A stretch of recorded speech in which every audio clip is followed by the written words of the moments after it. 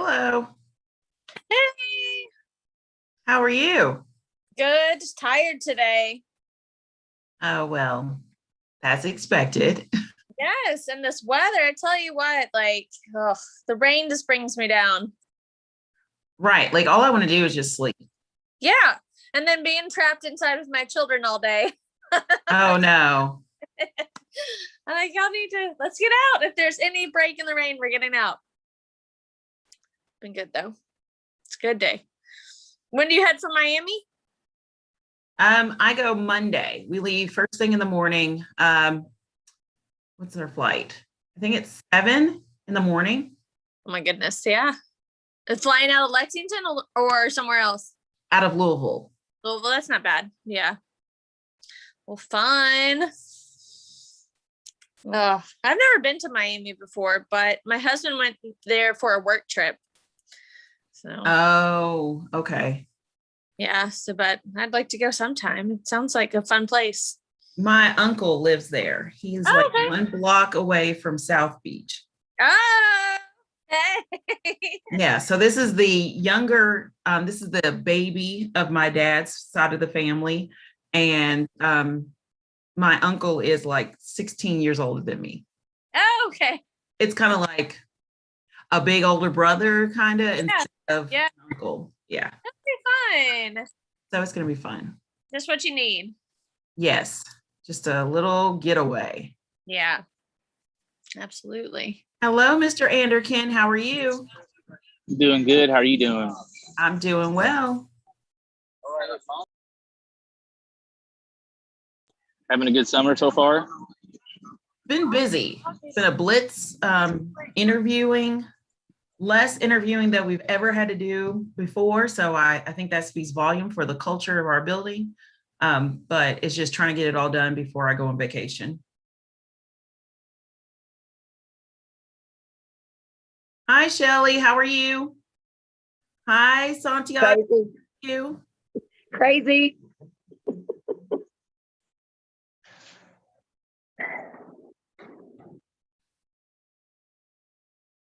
Hi, Miss Moore. How are you?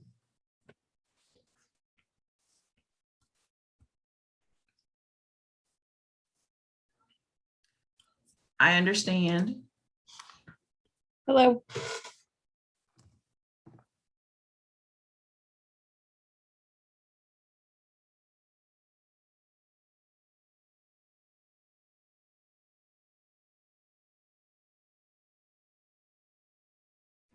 Are we still waiting for Miss Cooper? We are. Okay. And I invited the our new members for next year to come as well. Okay.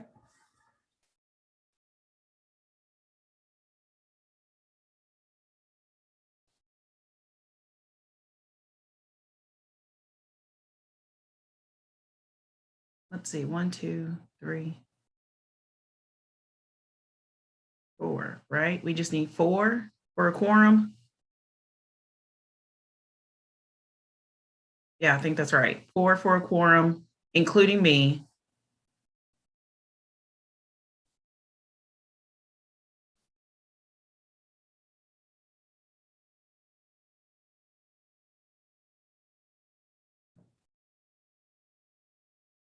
Here comes Mr. Beasley.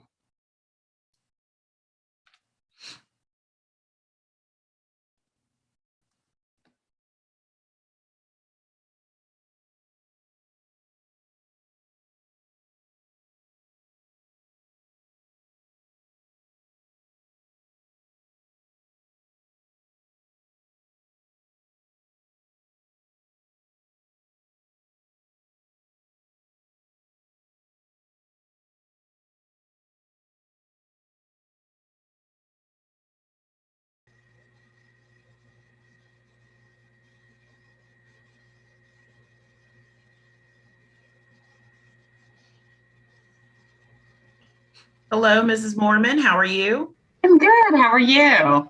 Fine. Before we get started, I'll go ahead and start introductions. So we have Mrs. Mormon, who will be joining us for the 21-22 fiscal year as a council member, or parent representative. And so we have Abigail Santiago, Ms.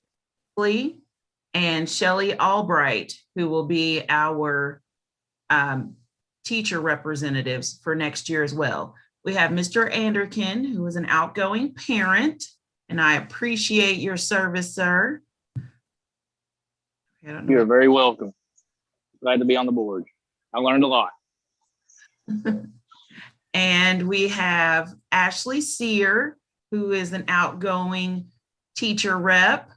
Thank you so much for your service.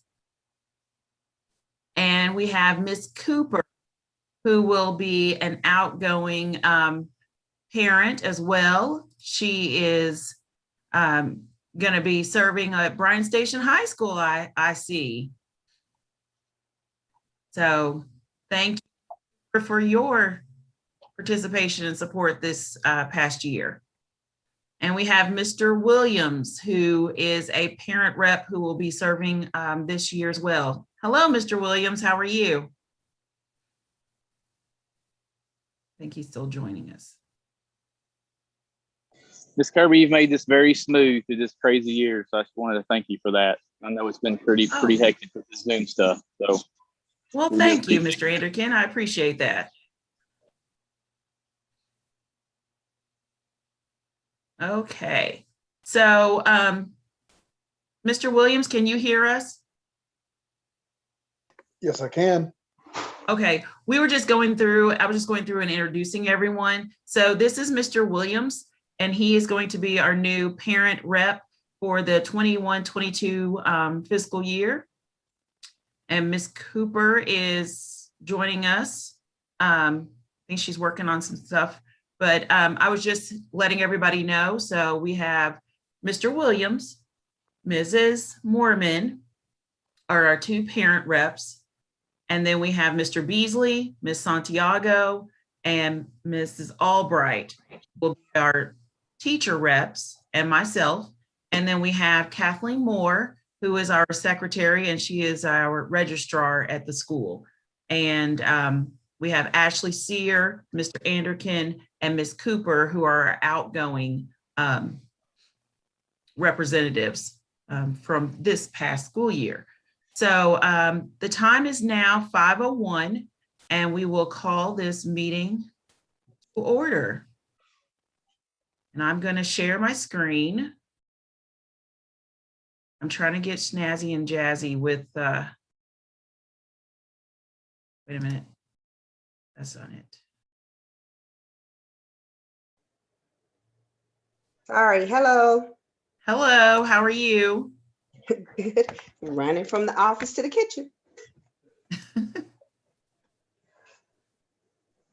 Okay, so as I was saying, so I've tried this new thing with, we're all learning something new here, but embedding everything into our agenda. So it's hyperlinked in there so you can take a look at it.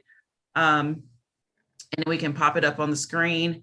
But the first thing on our agenda is to approve the agenda that we have before us. Can every thumbs up if you can see it? Okay, excellent. And I think it's time for a new laptop, but my screen's doing something weird. So we'll move forward. So this is our agenda, approval of the agenda, approval of the last month minutes. No, it jumped. And then our old business is to remember committee, we tabled the grading policy, and we have that first reading today, a review of our student achievement, because we had no state assessment last year, and we just took the test at the end of the school year. So we are utilizing our MAP data. So I wanted to just share that with you again.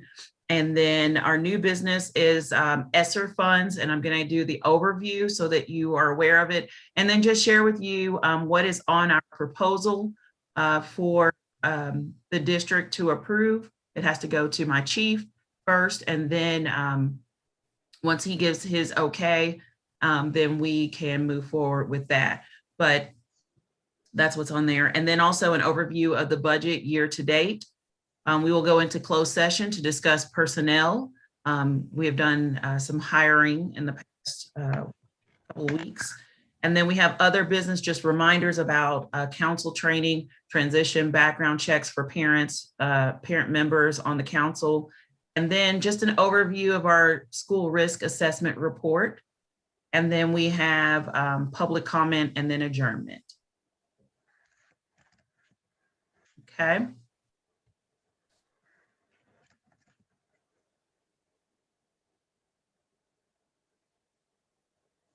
So could I get someone to make the recommendation to move that we accept the agenda as written, or? Make a recommendation. Go ahead, Ms. Albright. I second it. All right, thank you very much. So motion was made by Ms. Albright and then second by, was that Seer? Yes. Yep, that's me.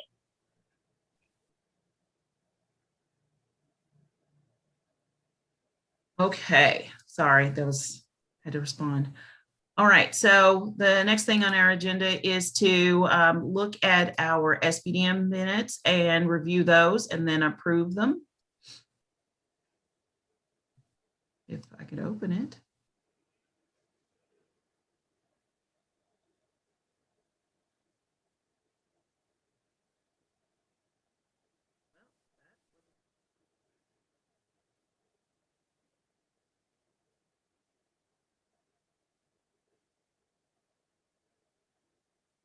You have the minute there. For some reason, the budget report's there. Hold on. Just one moment. I've got to stop sharing my screen. I think I have it opened.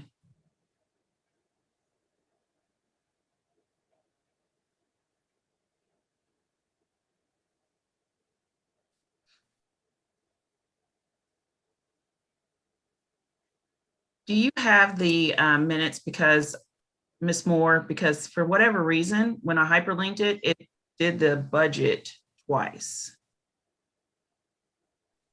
I do, but not on this computer. Hold on. Let me see if I can.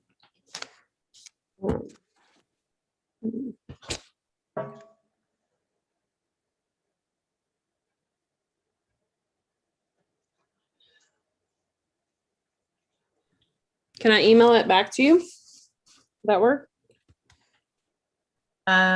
I can pull it up from my email. Okay. Just one moment.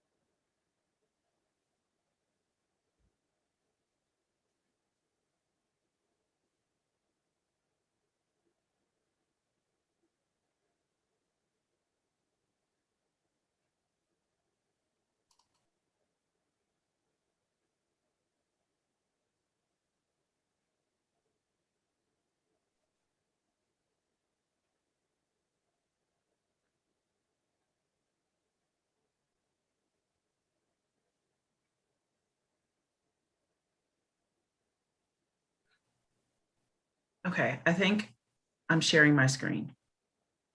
Yes. Okay, I really am ready to go back to meetings in person. This is wild. Okay, here we go. All right, so here are our meeting minutes from May. So the meeting was called to order at 4:59. We had administrator present, teachers present, Albright, Seer, Santiago. Parents present was Ms. Cooper and Mr. Anderkin. The first thing on the agenda was the approval of the agenda. A motion to approve the agenda was made by Ms. Albright and second by Ms. Cooper.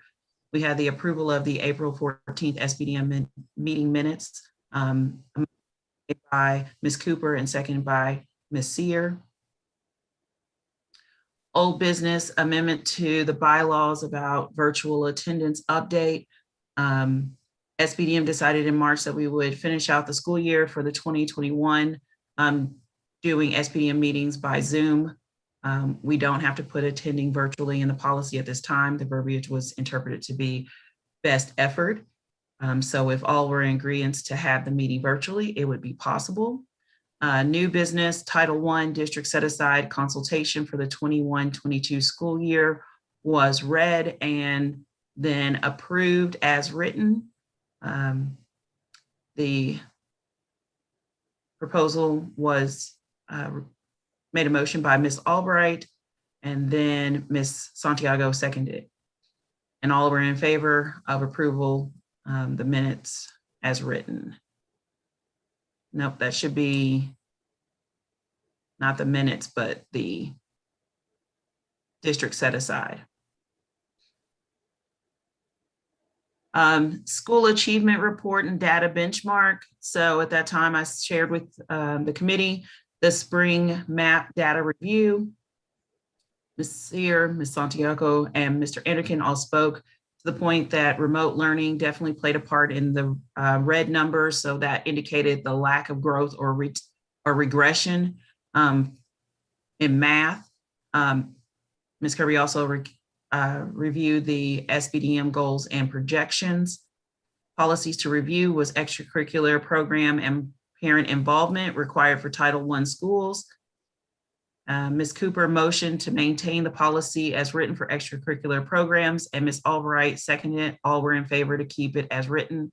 The parent involvement policy was reviewed. Ms. Santiago motioned to maintain the policy as written. Ms. Albright seconded. All were in favor to keep it as written.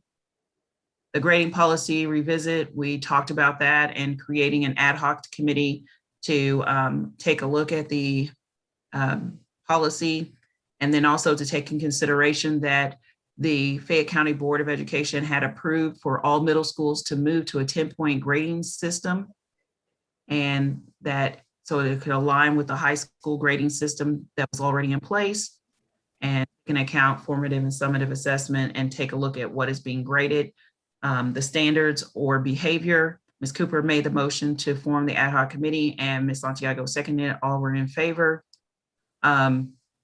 I shared the repair kit for grading chapter 1 from a book by Ken O'Connell, which was supposed to be pre-reading to discuss the grading policy. Mr. Anderkin at 6:10 had to leave the meeting. The budget year to date was presented. There's a remaining balance of $16,170.63. Copier charges and substitute teacher pay during testing still needed to come out at that time. We are carrying forward 15% of our funds, which would be about $14,000. And then I had the reminder of the council training, council transition, and background check for parent members. And I did email that out to all of the members. We talked about the master schedule, team planning, departmental plan will stay the same for the 21-22 school year. We'll continue to have cohort models to help with contact tracing, because we realize that some of our students are under the age of 12. So we decided to do that. Ms. Cooper motioned to approve the master schedule as written. Ms. Albright seconded. All were in favor of the master schedule. We went into closed session to discuss personnel issues with new hires. At 6:53, we came out of closed session. And then I made the recommendation to shift our exploratory schedule from a family consumer science position to a career exploration, so that we could be more aligned with preparing to become pre-academy schools at the middle school level. And so this a motion was made by Ms. Albright, and then Ms. Cooper seconded it, and all were in favor of that change. There was no other business and no public comment, and the meeting was adjourned at 6:54. Ms. Cooper made the motion to adjourn, and it was seconded by Ms. Albright. Any questions or clarifications for the minutes from the May meeting? No? No. Okay, May I have a motion to approve the minutes as written? I would just say add with the clarification on that one section under new business, that it was all in favor to approve the district set aside, Title I district set aside consultation document. Okay, I will. So at that time, could we have someone motion to approve the minutes with that one change? Make a motion to approve the minutes with one change.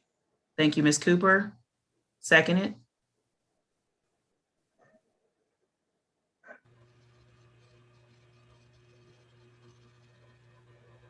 I second.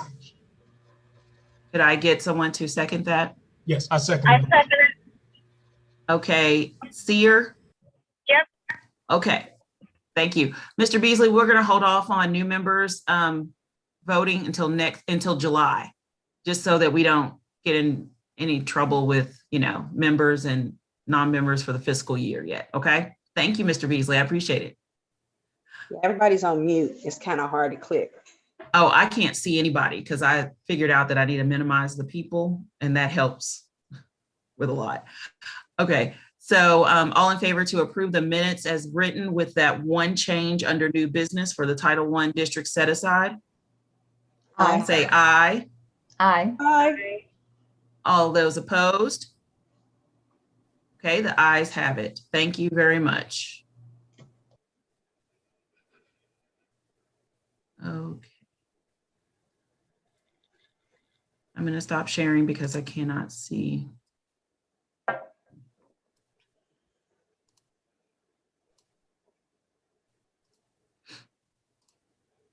Okay, on to old business, our grading policy. So I'm going to share with you the grading policy, and this will be the first read.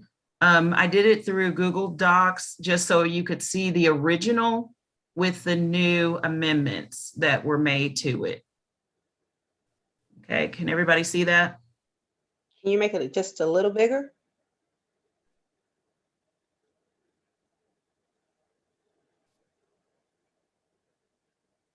That's good. Does that help? Yes. Okay, so, and I'll make reference back to that book, the 15 Fixes for Grading, that I shared the first chapter, which was like an overview of the entire book that basically outlined 15 areas of grading and how we need to focus on looking at assignments tied to standards and not grading for behavior or for organization. So, and then after participating in a professional learning with all middle school principals on May 27th and 28th, with Solution Tree, we discussed the difference between formative assessment and summative assessment. And formative assessment encompasses like the classroom work, assignments that students do, and that should be tied to the standards and should not actually be weighted more than the summative. And so that's why you see that indication in that first bullet that the weight change. You'll notice that originally it was 60% for formative and 40% for summative. So to flip that and have the formative assessment 30% of the weighted 30% of the student's grade, and the summative weighted as 70% of the grade. We maintain the formative assessment categories to be a minimum of 8 grades assigned per grading period, and that's just the minimum. And then the summative, a minimum of 2 graded assessments per grading period. And then including that bullet, maintaining that bullet that assignments recorded in the gradebook must be aligned to standards. And to minimize the negative effect of a 0, the changes that were made were that that teachers will provide students with multiple opportunities to demonstrate mastery of formative and summative assessments and record the highest grade in the grade book. The rationale behind that is that kids are constantly learning, and they need to be given more than one opportunity to show growth over time. And so they need to be able to do that. In order to participate in a summative assessment, this bullet right here was added. Teachers will develop a relearning plan for summative assessments that do not show mastery of standards taught. In other words, basically what that would look like is that students would be assigned practice to go and do independently or participate in after school or before school tutoring sessions, and then come back and take the summative assessment with different questions or, like for math, different numbers, but the same type of problems, and then take the grade from the higher summative assessment, because that's showing growth over time. And honestly, if you're looking at it, what are we expecting out of kids? Are we wanting to grade them and say, okay, this is it? We're grading your behavior, or are we grading their growth and knowledge? And so that is why the third bullet has been modified to say, when posting quarter grades, teachers will post an I for incomplete instead of a 0, and not post any final percentage lower than 50%.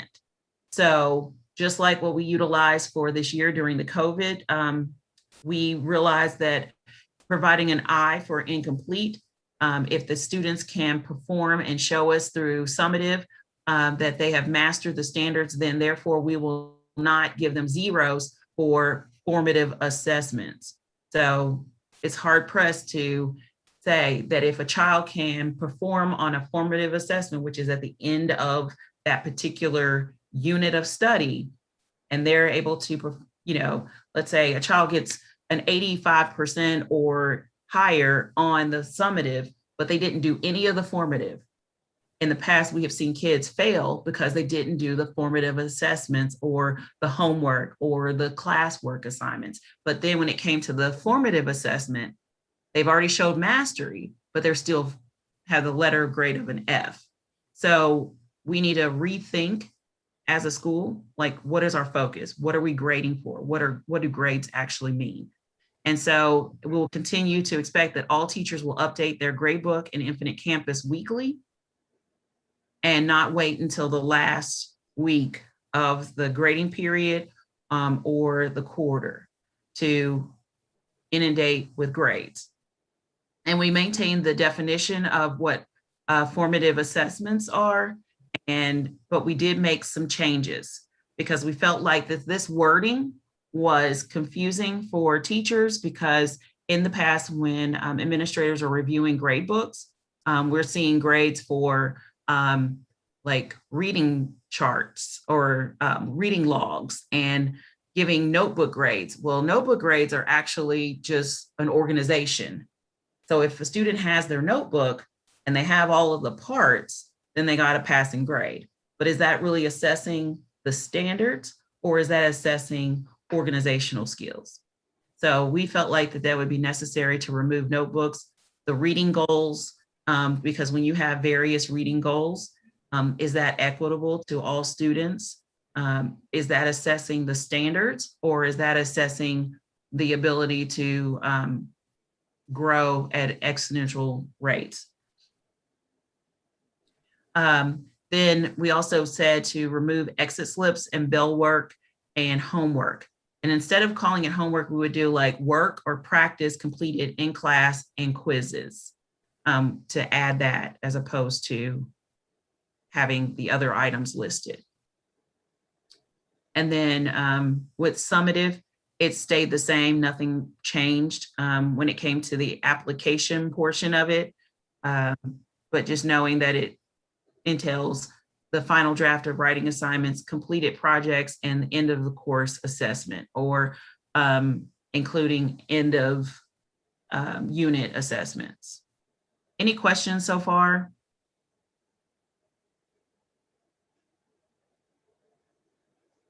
No? No. Okay. And then with the grading scale, it just says that Bryan Station Middle School will follow the Fayette County Public Schools grading scale for all assignments and grading averages.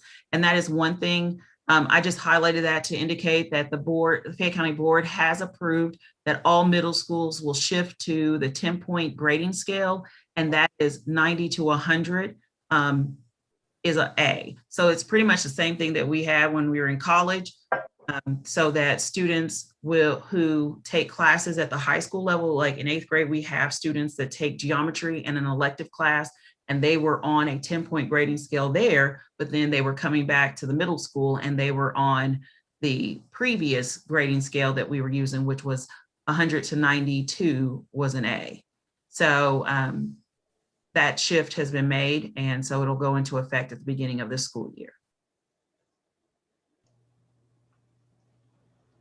Any questions? Yes, I have a question. Not a question, I have a concern with the percentage so high that they're allocating for summative assessment, because many, and I'm thinking about the students. I'm thinking about how many students they got anxiety when the test comes, and we're talking about the old percentage, which was 60-40, and now we're giving summative assessment at 70%.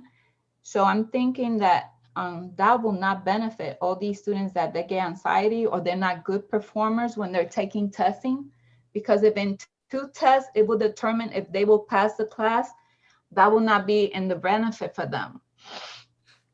But what about the, and I say to that, what about the line where it says that students will have an opportunity to reassess? Where is it?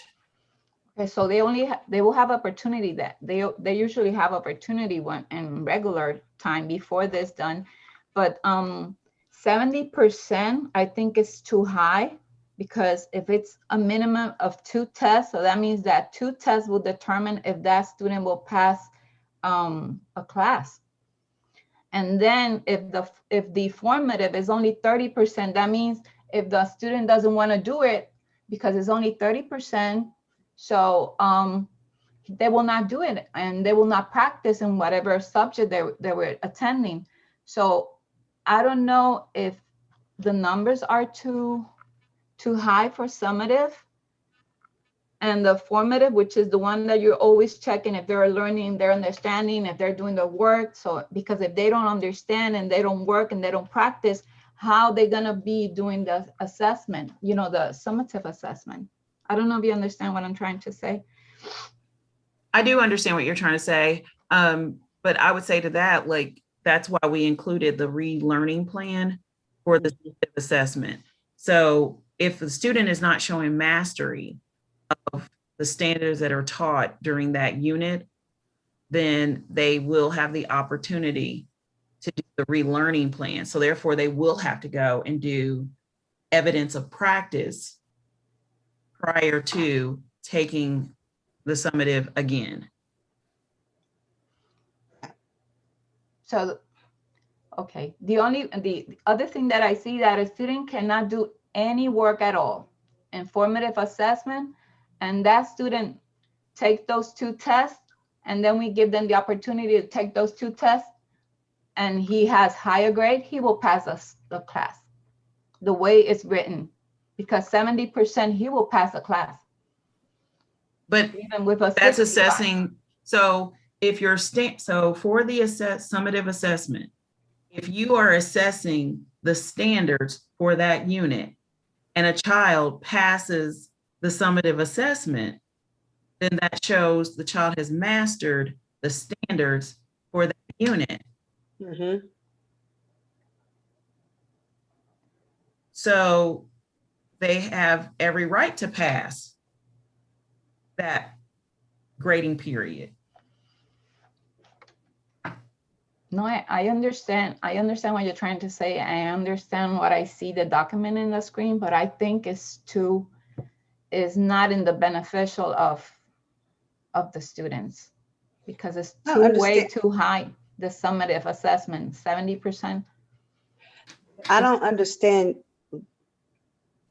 I don't understand what you're trying to say, because I'm looking at it the way Miss Kirby is reading it, and I feel like that's good, because I mean, yeah, there are students that have anxiety when it comes to testing, but to know and understand that, oh, I can do this. I can do the 30%. Even if they do the 30%, if they have anxiety, they don't pass that test, but they have another opportunity to learn it. I think that's good. For those you thinking that, oh, I'm not going to do that 30%, but still pass the test, I think that's awesome, because that means they're listening, just not doing the work that you want them to see. You want to see. They're listening and they're taking notes in their mind or on paper. Then if they pass the test, that means they took in something. Be able to pass that test, they have to be sitting and listening and taking it in. They're just not going to pass it out of thin air. They're learning because they're passing their test. I think part of the concern as a teacher is that we'll have some students, correct me if I'm wrong, Santiago, is that we'll have some students that won't do any work all year long, but then they'll come in the last second, pass the test. And I think that can be sometimes for certain students a classroom management issue, or and maybe I'm wrong, Santiago, reading you differently, but and so maybe that's a bit of a concern. However, I think that'll be a small handful of the students that can actually do zero work and then come in and pass the test. You might have one a year that can do that. So the rest of them that aren't going to do the work probably wouldn't have done it in the first place, and then still are probably not going to pass the test, to not showing that mastery. So because I had a couple students this year that did zero work, but they would come in and take the test, and like, I can't argue that they don't know it and they can't pass.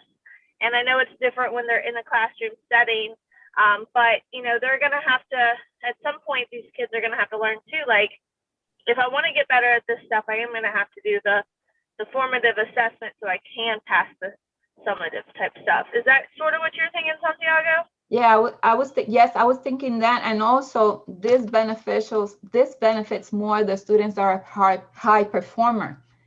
The students that are high performer, this is very beneficial for them, but the regular students that they really have to try hard and study so much, it's not in their beneficial. But if everyone says, okay, I'm fine with it, I just needed to say my concern in terms of I'm a teacher. Like, we're in the classroom and we know what type of students that we have. We have all type of students in the classroom. So I want to make sure that this formula that we're using now is going to be beneficial for the entire school, not that one type of student will benefit more than the other type of from the other ones. I don't know if I'm making myself clear. I don't think that'll be an issue, because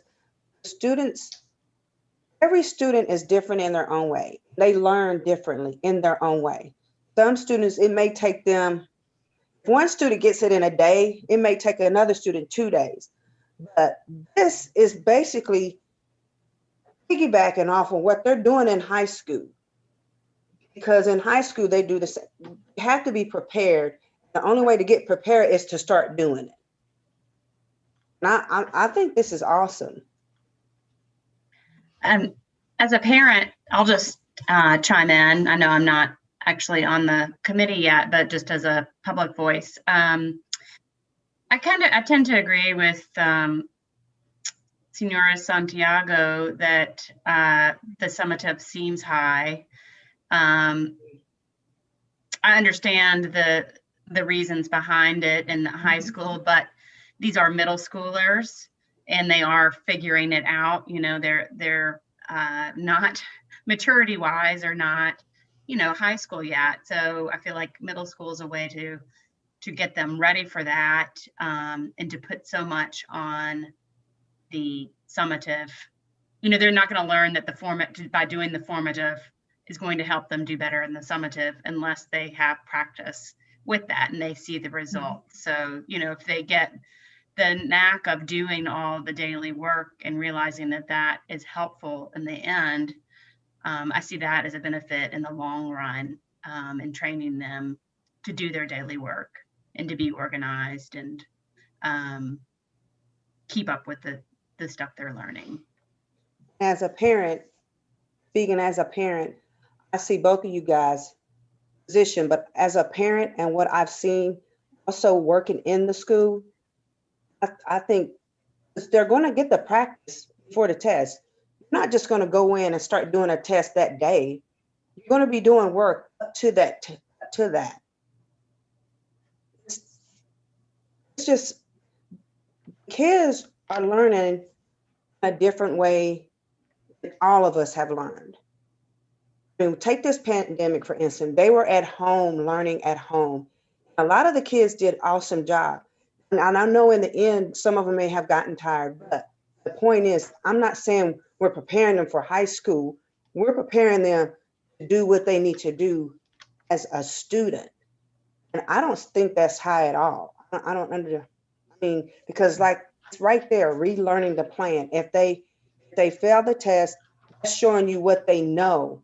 So that's saying, oh, well, 30%, they still didn't get it. So we're gonna have to continue on this road so they can continue to learn. So it's not like, oh, they failed the test and that's it. Get to relearn it. There's a relearning plan in there. Mr. Beasley? Yes. So my son goes to a school that uses 70-30. And I will tell you at the beginning, I did not like it. But I will, coming from a teacher's perspective, I understand 100% what Ms. Santiago is saying, especially when you, if you in your classroom, if you have a number of students, because yeah, you're probably going to have 1 or 2 students a year that will come in your class, don't do any work, and then end up passing your test. But the majority of them are this will force them, in my opinion, it will force them to understand that you have to do the work, that this is a process. So you have to do the work to do well on the test, because even with the relearning plan, they will have to go back and relearn the things that you had to teach them anyway. And hopefully what this does over a period of time, and it may not be next year, but it may be in the next 2-3 years, I think that students will come to understand I have to do the summative or the formative work in order for me to do well on the summative work. Because that's what my son had to learn over the last 2 years, is you can't blow off the formative work, because then you're not going to pass the summative. So I think that it is something that they're going to have to learn in over time, because he's 70-30, and I'm telling you, it is terrible. Now, what I will say to it, and this is where my concern is across the board, we're going to have to standardize for the teachers the amount of assessments and make sure that one class isn't giving 5 tests and then one is only giving 2, because I had a teacher that gave 2 formative assessments, and my son had 100% in the class and he got a B and a C, and it dropped his grade almost down to a D when you average those grades out, because of the number of other assessments that they had given and the point totals. So that is something we're going to have to look at those point totals that teachers are assigning for grades, because those point totals matter. Like the teacher was, and just an example, the teacher was given 5 points for each assignment. So my son had 100%, but then he gave a summative assessment that was worth 100 points. So if you get an 85 out of 100, but all the other assignments were worth 5 points, your grade goes to a D, even though you got a B. So that is something we will have to look at, make sure that is something we address with the teachers across the board. Because like I said, I did not like this at first. I'm telling you, it was terrible his first year. But last year I saw the benefit of it over time, because my son knew during the pandemic, I can't blow off my assignments because I will fail this class. And so it really helped him with keeping up with the shorter term stuff. And he learned more stuff at the end anyway. So I understand 100% where Ms. Santiago is coming from, because I'm telling you, it is terrible that first year. But I think over the course, if we keep this policy and we maintain it, it will benefit our students long term. I really do, because I saw the benefit of it from dealing with it with my son. So that's just my 2 cents. Okay, thank you. Any other feedback on this?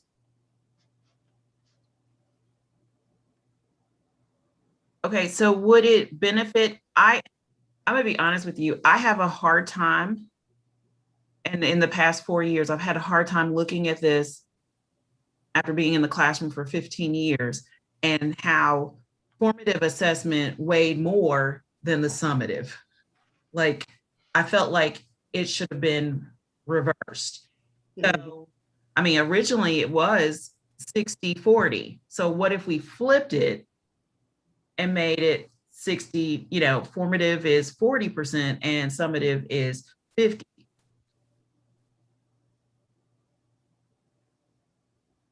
Is that Did something to consider? you not say all the middle schools were going to 30-70? No, ma'am. All the schools are going to a 10-point grading scale. Okay.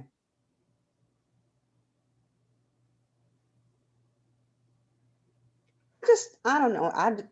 Now, as far as like the 8th graders, I don't know when the 8th graders coming in next fall. I don't know, but as far as the 6th and 7th graders, I would leave it like that. I mean, it's in the long run, it's going to help them in the long run because mentally they're going to, like Mr. Beasley said, yes, it took his son a year. Now he knows, oh no, I have to buckle down and do this. And whether you have 40, 60, 30, 70, you will have a couple of students that will not care, regardless of however you have it laid out. But majority of the students, they're gonna look at them like, okay, I really have to work to make sure I'm getting this. And I will just add too, Annie Trimble, associate principal, did a data analysis of grades in the grade book versus student performance on MAP. And there were 3 students who scored the exact same number, 221, and all 3 had a different percentage grade, final grade in the class. So then that's may add fuel to, okay, what are we grading? Are we grading compliance and organization and behavior, or are we actually grading students' comprehension of the standards? And I'm going to be honest with you. I look at grade books and I have seen in grade books teachers who have given 10 points, 5 points, 1 point for returning a syllabus signed by a parent. Mm-hmm. What standard is that tied to? Organization, behavior? I mean, and so that's what I want my teachers to get away from. And I'm not saying that I didn't do that. I give extra credit for turning in pencils and Kleenex and hand sanitizer. Yes, I did.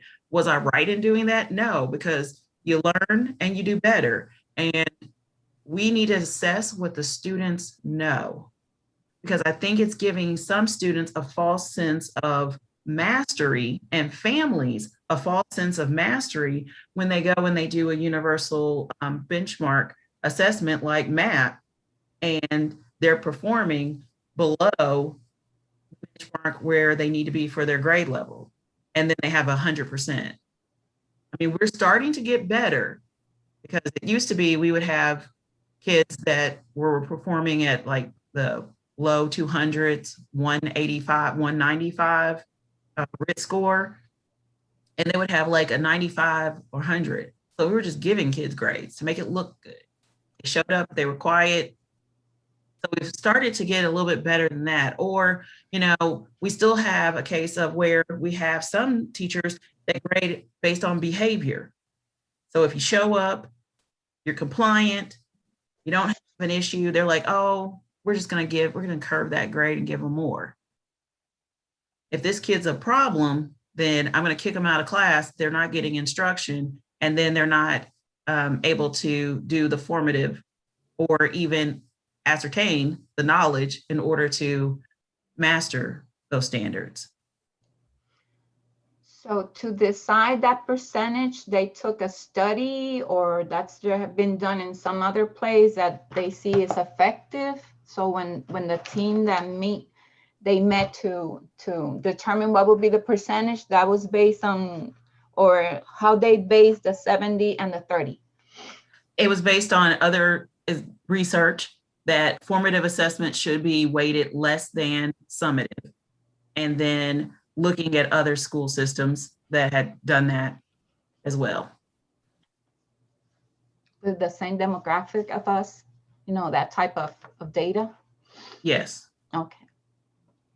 Just feel as a parent, I've, watching my student, my child, I wish this was in place. Yeah. So that's the way I'm looking at it as a parent.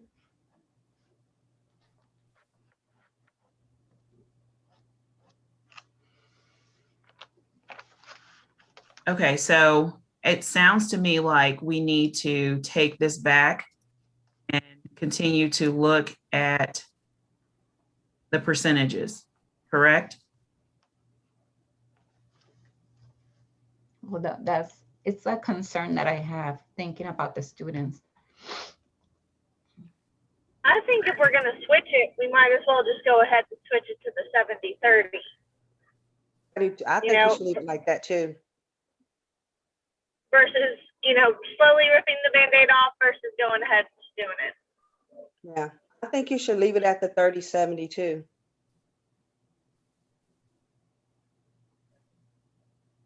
I know I don't have a vote yet, but I would reiterate that I think as long as we standardize across the building our expectations in regards to what we're putting in the grade books and how we weight those assessments, I'm 100% comfortable with 70-30 as long as that we make standardize that, because that will take a lot of the ambiguity out of this process. And Mr. Beasley, that's the route that I want to go. I really want us to be more succinct through our PLCs from team to team and even department to department. I don't really want to see like 5 or 6 summative assessments. And when I was looking at grade books and reviewing this, I mean, I had one teacher in 6th grade that had literally 10 to 15 summatives.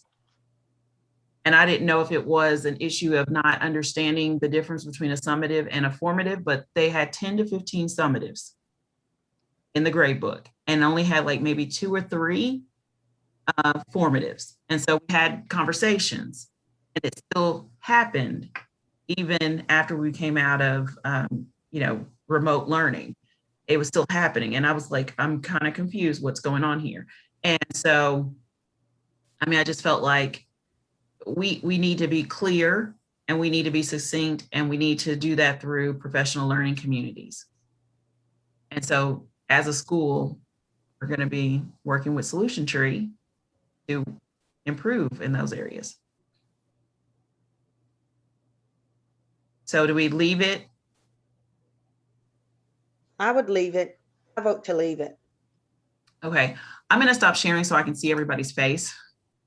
It's really hard for me to determine.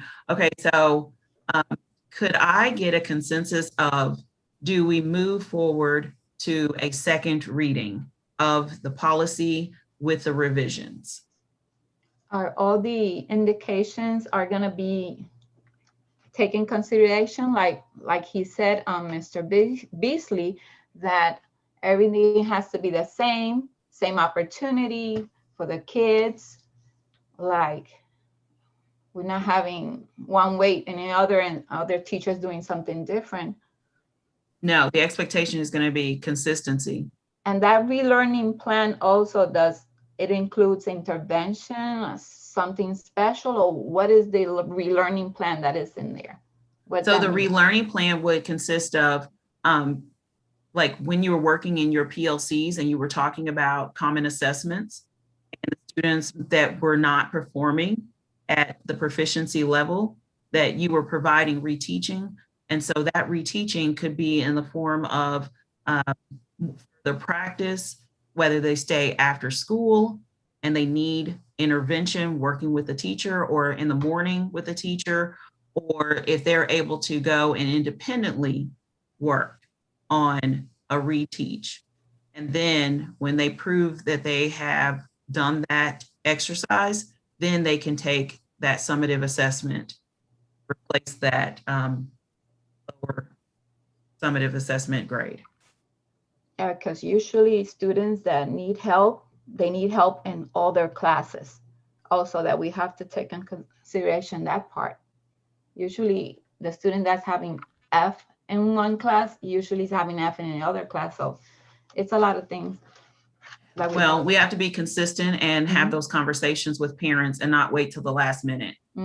That's happening a lot across the board. And yes, that's what I was going to say. they have not had communication from their teachers.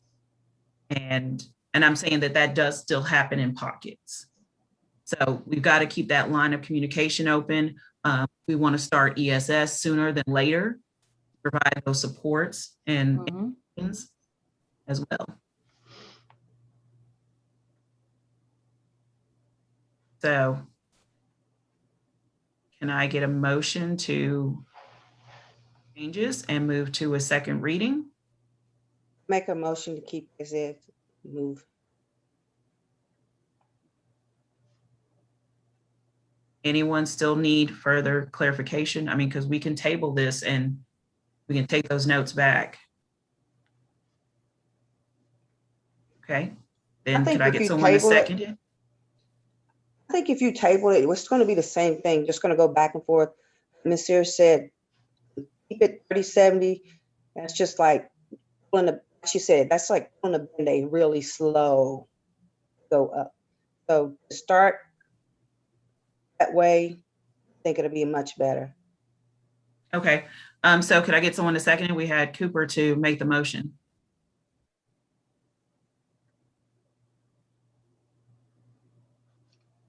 I second it.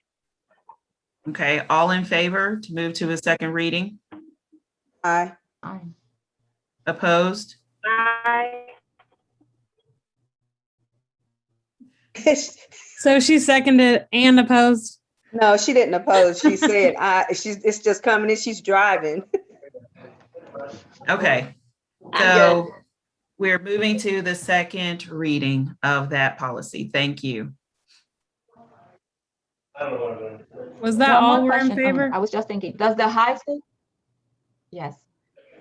Does the high school they're moving to has the same formative and summative assessment? 70-30 also? A majority of our students who move on to Bryan Station High School, they have standard-based grading. No, for the, if majority of them, they're supposed to go, right? Supposed to go to Bryan Station High School. Do they same percentage?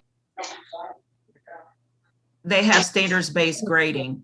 That's what I'm saying. They don't. So they don't necessarily. So they are on a. They're on a 1, 2, 3, 4. That's it. All right. Albright, you need a mute. Okay, was everyone in favor of that? I saw Santiago, Sear, and Cooper, but I did not see Albright or Anderkin. Is he still on here? He had to go. Oh, okay. Didn't see him leave.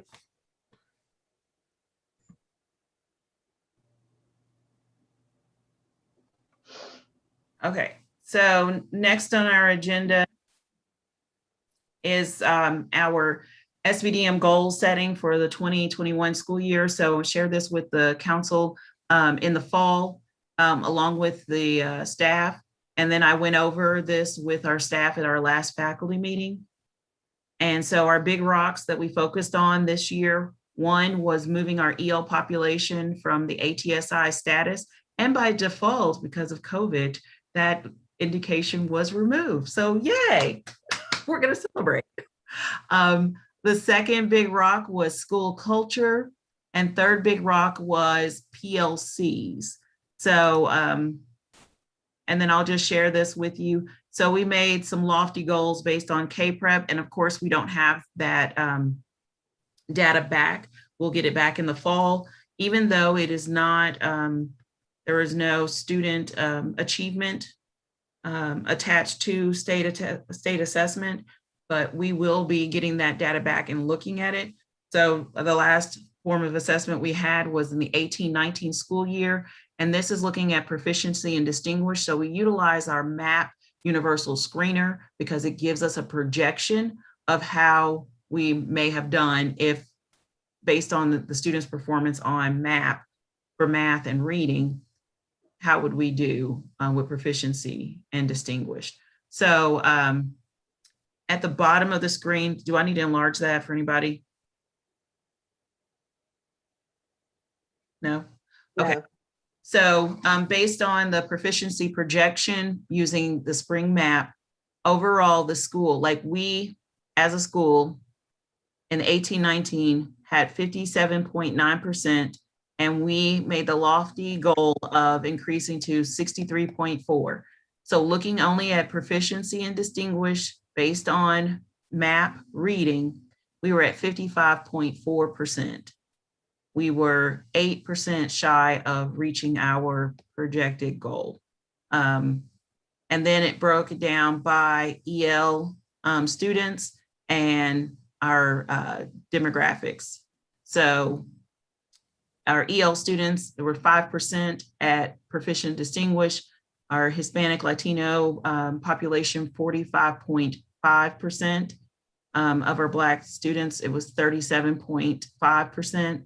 2 or more races, 66.7. And the reason why I indicated as green was because that grouping actually reached or succeeded that 63.4% for proficiency and distinguished. And then of our white students, 72.7%. So we still have work to do. As indicated in our last meeting, COVID did have an impact.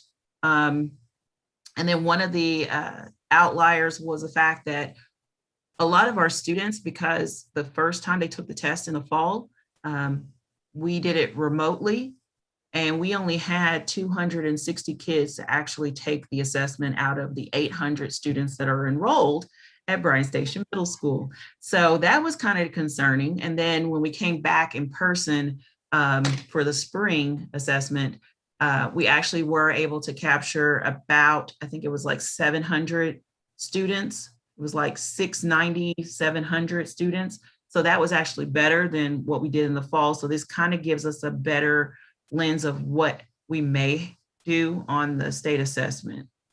And then in math, that is an area of concern because as a school, we in 18-19 school year, we had a 41.6% proficient distinguished, and we made the goal of 46.1%. And based on the spring map projection for proficient and distinguished, it was 32.9, which was 13.2% from our projected goal. And our English learners, 0%, that means that no one on that map projection was at a proficient or distinguished, but we did have more students move from novice to apprentice than maintaining in the novice range. And then with our Hispanic Latino population, it was 23.3, Black students 17.4, and 2 or more race 38.3%, and then white was 48.9. So that should actually be green, sorry, based on our goal that we projected, 46.1, and they exceeded that, that particular subgroup. Any questions about that, our K-Prep goals? No. No. Okay, so for PBIS, we had 2 goals. One was that we would reduce the number of African Americans with office referrals, and then also that in the 1920 school year, we had 27 students with 6 or more referrals, and we would like to reduce that number by 3. And just to let you know, I did not add it on here, but I shared with our staff that because most of the year was remote, we did have a reduction in overall office referrals written. However, one thing that I gleaned from the evidence or the data that I was extracting from Infinite Campus was that we were still showing a larger percentage of office referrals written for African American males and Hispanic males. So we're going to continue to work. We've already started by completing PD with our entire staff for restorative practice, and also working with circles. So building those relationships, building capacity within our buildings, and meeting the social emotional needs of our kids, and building those relationships to help counteract those office referrals. Our impact goal, so this was done through, it used to be the TEL survey. Now it's impact. And so we do that every 2 to 3 years, I believe. And so we did not have data collected this year to indicate our climate goal. So we will continue with that. We did have PBIS data, but there were only 51 families that responded to how they felt about the climate of the school. So that is one area that I have already indicated that we need to continue to grow with, is that communication with families and the family engagement, and making sure that our school is welcoming and open, and we have that line of communication with all families, not just one group of families, and have communication other than just when a student is not acting appropriately. So that's going to be our charge moving forward with that. Okay. So I just wanted to share that with you. All right, on to new business. I don't want to tarry long on this. So Fayette County and actually the entire state, but ESSER funds. ESSER funds is elementary, secondary schools, educational recovery. I think that's what it means. But basically what this means is that the federal government has provided funds to every school in Kentucky to address the academic gaps that occurred due to COVID. And so it's emergency aid to overcome the barriers of COVID. And it's to meet the needs of diverse students and groups and specific purposes. So these funds will be given to us for 2 years. And there's a tight timeline to come up with our plan of what we're going to do. And we will, I will share with you what our school has come up with thus far. So just to let you know what this is all about, we have received guidance. Things we cannot use the ESSER funds for are Chromebooks, laptops, speakers, so technology. We cannot use that for the ESSER. We cannot use ESSER funds for that. So we need to make sure that we strike a balance between autonomy and accountability. And our plan is encompassing. So just to share with you, this has to be completed, and then it has to be shared with our chief. And so I just wanted to give you an overview of what ESSER funds is and what we want to do. So I'm going to stop sharing and just let you know that Bryan Station Middle School has been given, you ready? $530,000. Wow. Oh, wow. I know. That's awesome. Well, over $500,000. I'm like, so this is over 2 years. We also have, for our new members coming to the council, just want to bring you up to speed. We also have funds that we received in February from KDE called School Improvement Funds because of our indication of ATSI for our EL population. We have already started using those funds by providing a EL position paid for by Fayette County, or not Fayette County, by Bryan Station Middle School. The district actually provides an EL teacher to every school. And then based on the number of EL students, you may get a 0.5 extra. We already have 1.5 that is provided by the district. So with this school improvement funds, we have decided to provide another 1.0 to help with our growing EL population.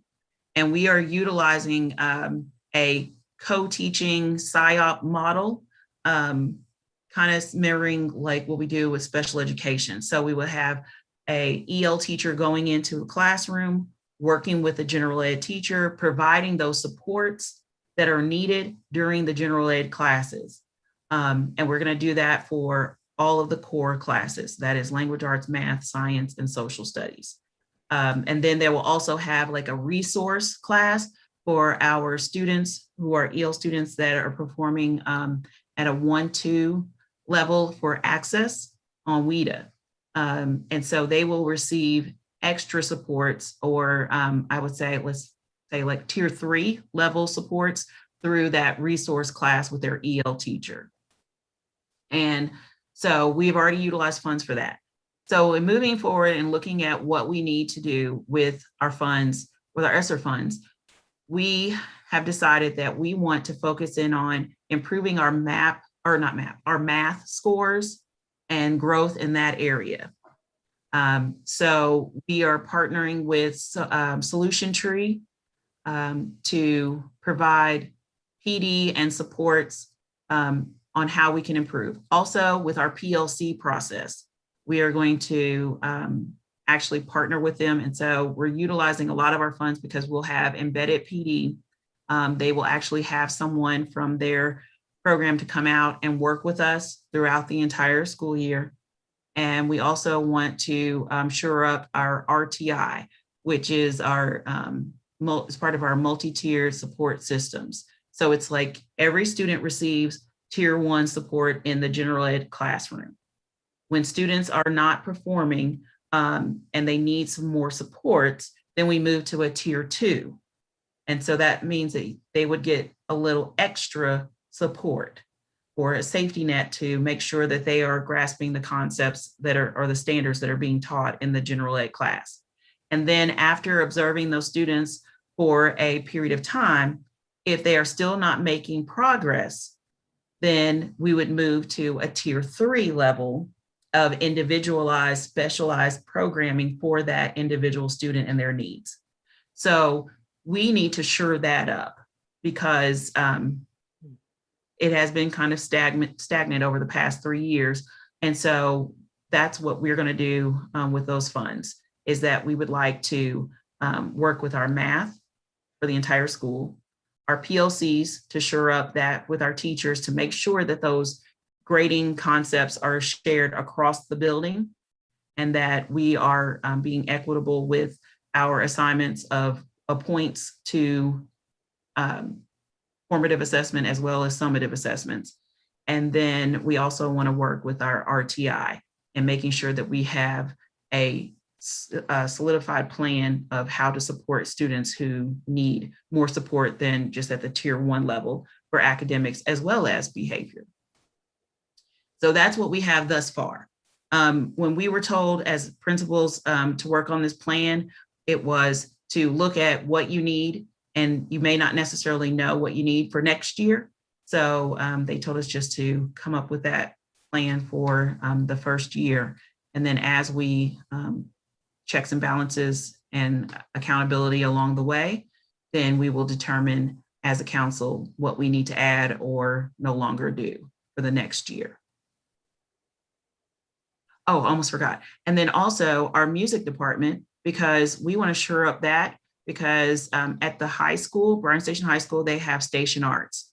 And so my music department had band, orchestra, and chorus has presented a plan to us and basically has asked for funding to help support that program. So because it's $500,000, I would say, yes, we can help the music department. And then that would help with the flow to the high school and help build their programs there.